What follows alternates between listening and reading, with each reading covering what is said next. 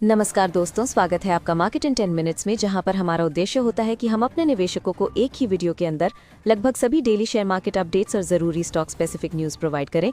तो हमारी इस वीडियो को लाइक करके हमें सपोर्ट ज़रूर करें, और अगर आप हमारे चैनल पर पहली बार आए हैं तो इस चैनल को सब्सक्राइब करके बेल आइकन ज़रूर ऑन कर लें। साथ ही कॉमेंट में अपना फीडबैक देना ना भूलें, ताकि हम अपनी वीडियो को और भी बेहतर बना सकें। बुधवार को भारतीय शेयर बाजार ने कमजोर क्लोजिंग दी और लगातार तीसरे दिन गिरावट देखने को मिली। कारोबार के अंत में सेंसेक्स 120 अंक फिसलकर 84,560 पर बंद हुआ, जबकि निफ्टी 42 अंक गिरकर 25,819 के स्तर पर आ गया। निफ्टी का दिन के आखिर में 25,850 के अहम सपोर्ट लेवल से नीचे बंद होना ये दिखाता है कि बाजार में फिलहाल मजबूती की कमी है और निवेशक सावधानी के साथ ट्रेड कर रहे हैं। बाजार पर सबसे ज्यादा दबाव फाइनेंशियल स्टॉक्स से आया, जहां बैंकिंग और बड़े फाइनेंस शेयरों में बिकवाली देखने को मिली। इसी कमजोरी ने निफ्टी को नीचे खींचने में अहम भूमिका निभाई। हेवीवेट स्टॉक्स की बात करें तो महिंद्रा एंड महिंद्रा और लार्सन एंड टूब्रो में आई गिरावट ने भी इंडेक्स पर अतिरिक्त दबाव बनाया और बाजार की रिकवरी को सीमित रखा। मिड कैप स्टॉक्स में आज ज्यादा नुकसान देखने को मिला और निफ्टी मिड कैप इंडेक्स 322 अंक टूटकर 59,389 पर बंद हुआ। इससे साफ है कि मिड कैप सेगमेंट में फिलहाल रिस्क ज्यादा बना हुआ है। मिड कैप सेगमेंट के टॉप लूजर्स में max health care, Cochin shipyard, Polycab, fact और कोलगेट पामोलिव इंडिया शामिल रहे, जहां इन शेयरों में करीब 4% तक की गिरावट दर्ज की गई। हालांकि बाजार में सभी खबरें नेगेटिव नहीं रहीं और मीशो के शेयर में जबरदस्त तेजी देखने को मिली। यूबीएस की तरफ से बाय कॉल आने के बाद स्टॉक 20% के अपर सर्किट पर पहुंच गया और भारी वॉल्यूम देखने को मिला। बैंकिंग स्पेस में इंडियन ओवरसीज बैंक का शेयर 6% से ज्यादा टूट गया, क्योंकि सरकार ने ओएफएस के जरिए 3% हिस्सेदारी बेचने का फैसला किया, जिससे सप्लाई बढ़ने की चिंता बनी। इसके उलट कमजोर बाजार के बावजूद पीएसयू बैंक इंडेक्स हरे निशान में बंद हुआ। कैनरा बैंक के शेयर 2% से ज्यादा चढ़े, जिसने सेक्टर को सपोर्ट दिया। कॉर्पोरेट एक्शन की बात करें तो श्रीराम फाइनेंस के शेयर करीब 2% चढ़े। वजह रही कंपनी का ये ऐलान कि उसका बोर्ड 19 दिसंबर को फंड रेजिंग पर विचार करेगा। अक्जो नोबल इंडिया के शेयरों में बड़ी गिरावट देखने को मिली और स्टॉक करीब 14% टूट गया। इसमें 91.9 लाख शेयरों की ब्लॉक डील होने से तेज दबाव बना। ओला इलेक्ट्रिक के शेयर भी कमजोर रहे और करीब 5% गिर गए। इसकी वजह प्रमोटर भविष्य अग्रवाल द्वारा 2.6 करोड़ शेयर बेचकर प्रमोटर लोन चुकाना रहा। सम्मान कैपिटल का शेयर दिन के ऊपरी स्तर से करीब 5% फिसल गया। दिल्ली पुलिस द्वारा पूर्व प्रमोटर्स के खिलाफ जांच में नई एफआईआर दर्ज होने की खबर से निवेशकों की चिंता बढ़ी। सेक्टोरल फ्रंट पर ऑयल मार्केटिंग कंपनीज में खरीदारी देखने को मिली।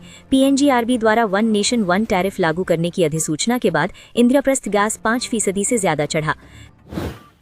करेंसी मार्केट से एक पॉजिटिव संकेत मिला, जहां आज रुपये करीब 1% मजबूत हुआ। इससे विदेशी निवेशकों की चिंता कुछ हद तक कम होती दिखी।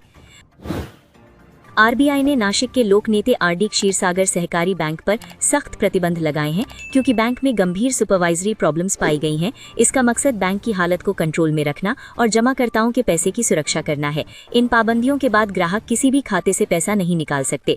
बैंक न नया लोन दे सकता है, न पुराने लोन रिन्यू कर सकता है, न इन्वेस्टमेंट कर सकता है और न ही कोई नई लायबिलिटी ले सकता है। राहत की बात यह है कि एलिजिबल डिपॉजिटर्स को DICGC के तहत 5 लाख रुपए तक की इंश्योरेंस क्लेम का अधिकार मिलेगा।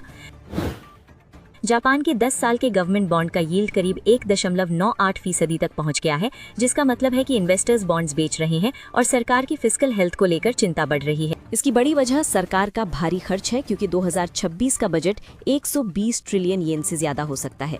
ज्यादा खर्च का मतलब ज्यादा कर्ज, और यही बात मार्केट को डरा रही है। शॉर्ट टर्म में राइजिंग यील्ड से गोल्ड पर हल्का दबाव आ सकता है।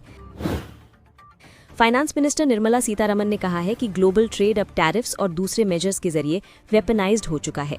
ऐसे माहौल में इंडिया को बहुत संभल कर नेगोशिएशन करनी होगी। MCX ने अपने शेयर स्प्लिट की रिकॉर्ड डेट 2 जनवरी 2026 तय कर दी है।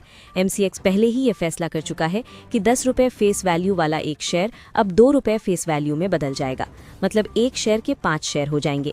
आज MCX का शेयर 1.37% गिरकर 1,25,000 रुपये पर बंद हुआ था। टिटागढ़ रेल सिस्टम्स को इंडियन रेलवेज से 273 करोड़ रुपए का बड़ा ऑर्डर मिला है, जिसमें 62 रेल बॉन्ड मेंटेनेंस व्हीकल्स की डिजाइनिंग, मैन्युफैक्चरिंग, सप्लाई और कमीशनिंग शामिल है। ये ऑर्डर कंपनी की ऑर्डर बुक को और मजबूत करता है। ये RBMV खास तरह की सेल्फ प्रोपेल्ड मशीनें होती हैं जिनका इस्तेमाल रेलवे ट्रैक की जांच, मरम्मत और मेंटेनेंस के लिए किया जाता है। इस कॉन्ट्रैक्ट में इंडियन रेलवेज के स्टाफ की ट्रेनिंग और ब्रेकडाउन मेंटेनेंस भी शामिल है। शेयर BSE पर 774 रुपये 55 पैसे पर बंद हुआ। सेबी ने स्टॉक ब्रोकर से जुड़े नियमों में बड़ा बदलाव करते हुए 30 साल पुराने 1992 वाले नियमों को हटाकर नया सेबी स्टॉक ब्रोकर्स रेगुलेशंस 2025 मंजूर किया है। इसका मकसद आज के डिजिटल और टेक्नोलॉजी ड्रिवन मार्केट के हिसाब से नियमों को अपडेट करना है। नए नियमों में एल्गोरिदमिक ट्रेडिंग की साफ परिभाषा दी गई है, प्रोप्राइटरी ट्रेडिंग के लिए स्पष्ट गाइडलाइंस लाई गई हैं और एग्जीक्यूशन ओनली प्लेटफॉर्म्स को लेकर भी अलग रेगुलेटरी फ्रेमवर्क तय किया गया है। सेबी का फोकस अब रिडंडेंट और दोहराए जाने वाले नियम हटाकर कंप्लायंस को आसान बनाने पर है, ताकि ब्रोकर्स की जिम्मेदारियां साफ हों और इन्वेस्टर्स की सुरक्षा पहले से ज़्यादा मजबूत की जा सके। मोबीक्विक सिस्टम्स लिमिटेड ने नवदीप सिंह सूरी को अपने बोर्ड का नया चेयरपर्सन नियुक्त किया है। नवदीप सिंह सूरी 2021 से मोबीक्विक के साथ इंडिपेंडेंट डायरेक्टर के तौर पर जुड़े हुए थे और अब उन्होंने उपासना टकू की। सिल्वर आज का सबसे बड़ा हाईलाइट रहा। MCX पर इंट्राडे में सिल्वर ने 2 लाख रुपए प्रति किलो का लेवल क्रॉस किया, जो अब तक का रिकॉर्ड हाई है। हालांकि क्लोजिंग 1,97,650 रुपए प्रति किलो पर थोड़ी नीचे रही। सिल्वर में करीब 4% की तेज इंट्राडे रैली देखने को मिली। ग्लोबल मार्केट में सिल्वर प्राइसेस $65 पर आउंस के आसपास पहुंचने और सेफ हेवन डिमांड बढ़ने से इस ब्रेकआउट को सपोर्ट मिला। गोल्ड में आज कोई खास हलचल नहीं दिखी। MCX गोल्ड मिनी लगभग 1,32,650 रुपए पर स्टेबल रहा, यानी सिल्वर की तुलना में गोल्ड का मूवमेंट काफी म्यूटेड रहा। एनालिस्ट्स का मानना है कि आने वाले सेशंस में जिंक में बाय ऑन डिप्स स्ट्रैटेजी पर नजर रखी जा सकती है, जबकि सिल्वर में तेज रैली के बाद वॉलेटिलिटी बनी रह सकती है। 16 दिसंबर को FII की गतिविधि नेगेटिव रही। FII ने करीब 10,464 करोड़ रुपए की खरीदारी की, लेकिन 12,846 करोड़ रुपए की बिकवाली हुई, जिसके बाद नेट सेलिंग लगभग 2,381 करोड़ रुपए की रही। उसी दिन DII ने बाजार को सपोर्ट दिया। डोमेस्टिक इंस्टीट्यूशनल इन्वेस्टर्स ने 12,488 करोड़ रुपए की खरीद और 11,411 करोड़ रुपए की बिक्री की, जिससे नेट बाइंग करीब 1,077 करोड़ रुपए की रही। इंडसेंड बैंक को लेकर आज एक नेगेटिव खबर सामने आई। बैंक का मामला अब SFIO यानी सीरियस फ्रॉड इन्वेस्टिगेशन ऑफिस के पास भेजा गया है, जहां अकाउंटिंग और प्रॉफिट ओवर स्टेटमेंट से जुड़े मामलों की जांच होगी। SFIO में केस जाना किसी भी कंपनी के लिए बड़ा नेगेटिव संकेत माना जाता है। जांच इसी हफ्ते शुरू होने की उम्मीद है और आगे रिपोर्ट में क्या निकल कर आता है, उसी के हिसाब से इंडसेंड बैंक के शेयर में रिएक्शन देखने को मिल सकता है। ICICI प्रूडेंशियल AMC IPO को निवेशकों से जबरदस्त रिस्पांस मिला है। QIB कैटेगरी में आखिरी दिन भारी खरीदारी देखने को मिली, जिससे IPO ओवर सब्सक्राइब हो गया। IPO का GMP फिलहाल पब्लिक डोमेन में करीब 16.5% के आसपास चल रहा है, जो पहले 13 से 15% था। हालांकि GMP सिर्फ एक संकेत होता है, इसमें कोई गारंटी नहीं होती और लिस्टिंग पर कुछ भी हो सकता है। डोनाल्ड ट्रंप ने रूस को लेकर एक बार फिर चेतावनी दी है। उन्होंने कहा है कि अगर रशिया ने पीस डील को दोबारा रिजेक्ट किया तो उस पर नए और सख्त सैंक्शंस लगाए जा सकते हैं। ये नए सैंक्शंस खास तौर पर रशिया की एनर्जी और ऑयल सेक्टर को टारगेट कर सकते हैं। अगर ऐसा होता है तो इसका असर सिर्फ रशिया पर नहीं, बल्कि भारत जैसे देशों पर भी पड़ेगा जो रशिया से तेल खरीदते हैं। पहले भी जब रशिया की ऑयल कंपनीज पर सैंक्शंस लगे थे, तब रिलायंस इंडस्ट्रीज जैसी कंपनियों को अपने टाई अप से पीछे हटना पड़ा था। इसलिए आने वाले हफ्तों में इस मुद्दे पर ग्लोबल मार्केट और क्रूड प्राइसेस में हलचल देखने को मिल सकती है। NTPC ग्रीन एनर्जी ने गुजरात के खवड़ा सोलर प्रोजेक्ट में 37.925 मेगावाट सोलर कैपेसिटी का कमर्शियल ऑपरेशन शुरू कर दिया है। ये 300 मेगावाट खवड़ा सोलर प्रोजेक्ट का 5वां हिस्सा है, जो NTPC रिन्यूएबल एनर्जी के 450 मेगावाट हाइब्रिड ट्रांच 5 प्रोजेक्ट के तहत बनाया जा रहा है। कंपनी ने बताया कि ये कैपेसिटी 18 दिसंबर 2025 से कमर्शियली ऑपरेशनल मानी जाएगी। इसके साथ NTPC ग्रीन एनर्जी ग्रुप की टोटल कमर्शियल रिन्यूएबल कैपेसिटी बढ़कर 7,889.335 मेगावाट हो गई है, जबकि कुल इंस्टॉल्ड कैपेसिटी 7,927.26 मेगावाट तक पहुंच चुकी है। शेयर 90.33 रुपीस पर 0.07% की मामूली तेजी के साथ बंद हुआ।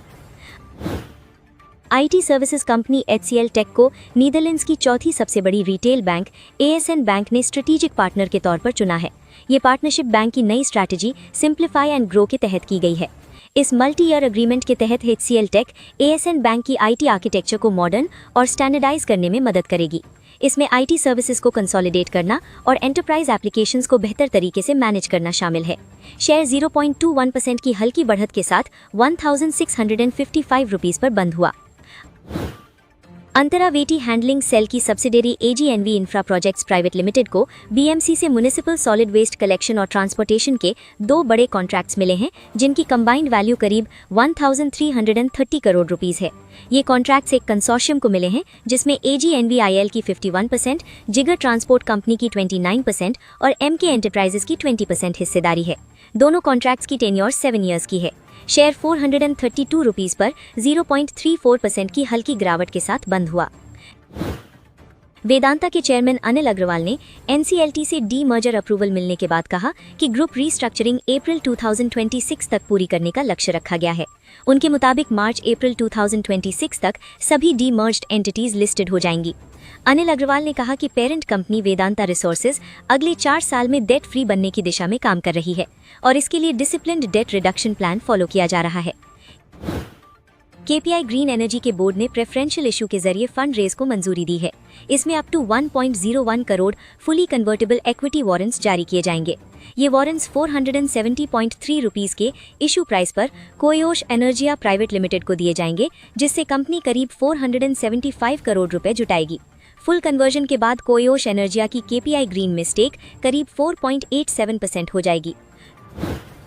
लुपिन को यूरोपियन मेडिसिन एजेंसी की एडवाइजरी कमेटी से अपने बायोसिमिलर रानीबिजुमैब के लिए पॉजिटिव रिकमेंडेशन मिली है, जो यूरोपियन मार्केट के लिए बड़ा रेगुलेटरी माइलस्टोन है। ब्रोकरेज फर्म सिटी ने RBL बैंक पर बाय रेटिंग बरकरार रखी है और 390 रुपीस का टारगेट दिया है, जो मौजूदा लेवल से करीब 30% का अपसाइड दिखाता है। सिटी के मुताबिक RBL बैंक के पास ग्रोथ एक्सेलरेट करने, इनकम डाइवर्सिफाई करने और कॉस्ट ऑफ फंड्स घटाने की अच्छी संभावना है।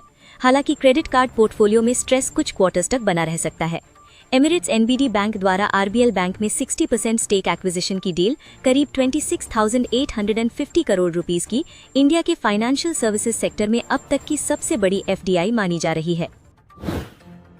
लार्सन एंड टूब्रो को अपनी buildings and factories business vertical में भारत से मल्टीपल लार्ज EPC ऑर्डर्स मिले हैं, जिनकी कुल वैल्यू 2500 से 5000 करोड़ रुपए के बीच बताई गई है। इन ऑर्डर्स में मध्य प्रदेश के ओमकारेश्वर में अद्वैत लोक ग्लोबल म्यूजियम प्रोजेक्ट और असम के गुवाहाटी में RG बारुआ स्पोर्ट्स कॉम्प्लेक्स का रीडेवलपमेंट शामिल है, जिसमें फीफा कंप्लायंट फुटबॉल स्टेडियम और मॉडर्न स्पोर्ट्स फैसिलिटीज बनाई जाएंगी। ये प्रोजेक्ट्स 27 से 36 महीनों में पूरे किए जाएंगे और इससे L&T के ऑर्डर बुक को मजबूत लॉन्ग टर्म विजिबिलिटी मिलेगी। साथ ही इंफ्रास्ट्रक्चर सेगमेंट में कंपनी की पोजीशन और मजबूत होगी। मॉर्गन स्टैनली ने रिलायंस इंडस्ट्रीज पर अपना भरोसा और मजबूत करते हुए टारगेट प्राइस 3061 रुपए से बढ़ाकर 3847 रुपए कर दिया है। ब्रोकरेज का कहना है कि कंपनी का बिजनेस मॉडल अब पहले से ज्यादा मजबूत कैश फ्लो जनरेट कर रहा है, जिसे वो मोनेटाइजेशन 4.0 थीम के तौर पर देख रहा है। ब्रोकरेज का कहना है कि रिलायंस के AI डेटा सेंटर प्रोजेक्ट को लेकर अमेरिकी हाइपरस्केल कंपनियों की भागीदारी से कंपनी की नेट एसेट वैल्यू और बढ़ सकती है, जिससे आने वाले सालों में AI निवेश से बेहतर वैल्यू क्रिएशन की उम्मीद बनती है। भारत के डिफेंस सेक्टर में स्वदेशी तकनीक को लेकर निवेशकों की दिलचस्पी लगातार बढ़ रही है। आनंद राठी रिसर्च ने अपनी लेटेस्ट रिपोर्ट में हिंदुस्तान एरोनॉटिक्स और सोलर इंडस्ट्रीज को इस ग्रोथ स्टोरी का लीडर बताया है। आनंद राठी रिसर्च ने HAL पर बाय रेटिंग के साथ 5,950 रुपए का टारगेट दिया गया है। 17 दिसंबर को HAL का शेयर 0.45% की गिरावट के साथ 4,238 रुपए पर ट्रेड कर रहा था। ब्रोकरेज ने सोलर इंडस्ट्रीज पर 17,859 रुपए का टारगेट दिया है, जो मौजूदा स्तर से करीब 46.5% अपसाइड दिखाता है। शेयर फिलहाल 11,844 रुपए पर ट्रेड कर रहा है। 20 रुपए से कम का शेयर बाट्रॉनिक्स इंडिया एक बार फिर निवेशकों के रडार पर आ गया है। कंपनी ने श्री नागा नरसिम्हा प्राइवेट लिमिटेड के साथ एक अहम MOU साइन किया है।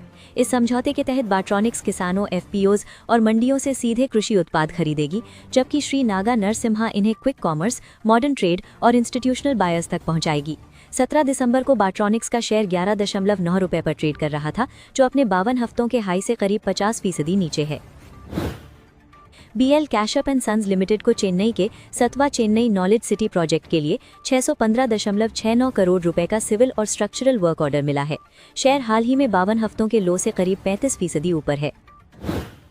स्मॉल कैप स्टॉक इलाइटकॉन इंटरनेशनल लगातार चर्चा में है। 17 दिसंबर को शेयर 5% अपर सर्किट के साथ 126.60 रुपए पर बंद हुआ और लगातार 8वें दिन अपर सर्किट लगा। बीते 6 महीनों में शेयर करीब 120% चढ़ चुका है। इस तेजी की बड़ी वजह यूएई की यूवी इंटरनेशनल ट्रेड FZE के साथ करीब 875 करोड़ रुपए का मल्टी ईयर एक्सपोर्ट एग्रीमेंट है।